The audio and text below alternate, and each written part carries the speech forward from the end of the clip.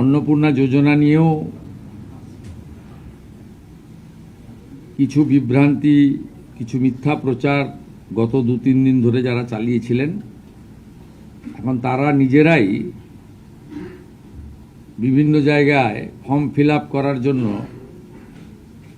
এগিয়ে এসেছেন এবং জনগণও সহযোগিতা করছে।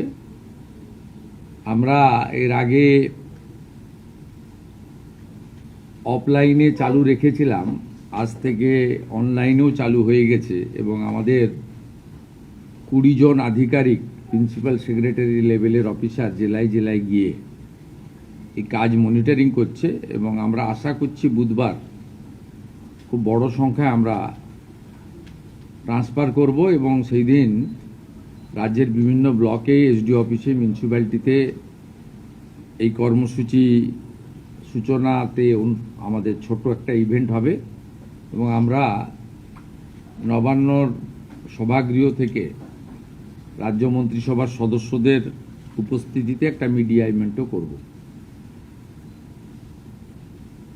আমি এই সংক্রান্ত আপনাদের কাছে কেন আমরা বিস্তারিত তথ্য সংগ্রহ করছি, আমি এর আগে ওই রাকিবুল শেখের কথা বলেছিলাম। এই কেসে অনেক বড় পর্দা ফাঁস হয়েছে। বহরমপুর পিএস কেস নম্বর 843/2026, এখানে এখনো পর্যন্ত 22টা ফলস অ্যাকাউন্ট পাওয়া গেছে, যেখান থেকে মহিলারা নয়, পুরুষরা লক্ষ্মীর ভাণ্ডারে টাকা নিচ্ছে এবং এটা অনেক বড় সংখ্যা হবে এবং যত এটা আরও আমরা তদন্তের গতি পুলিশকে বাড়াতে বলেছি। 22টা অ্যাকাউন্টের মধ্যে 1 account is linked to Rakibul Sheikh. 15টা অ্যাকাউন্ট পাওয়া গেছে মুস্তাফিজুর রহমান এবং তার স্ত্রী তুহিনা। এরা 15টা অ্যাকাউন্ট চালাচ্ছেন লক্ষ্মীর ভাণ্ডারে। 6টা অ্যাকাউন্ট পাওয়া গেছে তারিকুল রহমানের,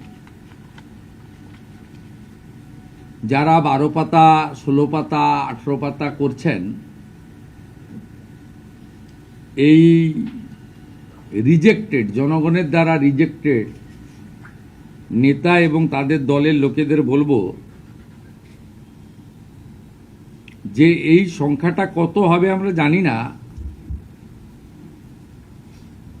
অবৈধ অনুপ্রবেশকারীরা তো পাচ্ছেন, তার সাথে সাথে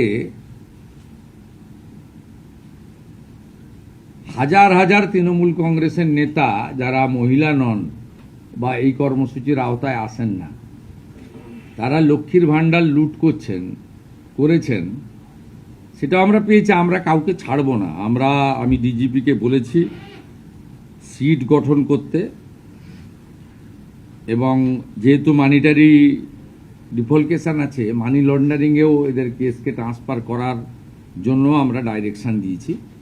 আমরা হিসাব করে দেখেছি এসআইআরে নাম বাদ যাওয়া এবং এই রাকিবুল, মুস্তাফিজুর, তারিকুলরা মিলে অন্তত 30 লক্ষ ফলস